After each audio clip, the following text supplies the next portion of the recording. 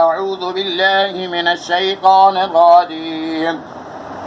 بسم الله الرحمن الرحيم. أقم الصلاة لدلوك الشمس إلى غسق الليل وقرآن الفجر إن قرآن الفجر كان مشهودا ومن الليل فتهجد به نافلة لك عسى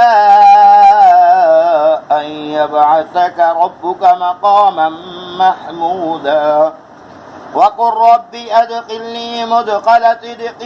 وأخرجني مخرج صدق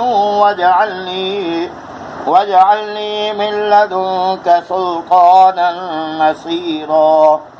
وقل جاء الحق وزهق الباطل إن الباطل كان زهوقا وننزل من القرآن ما هو شفاء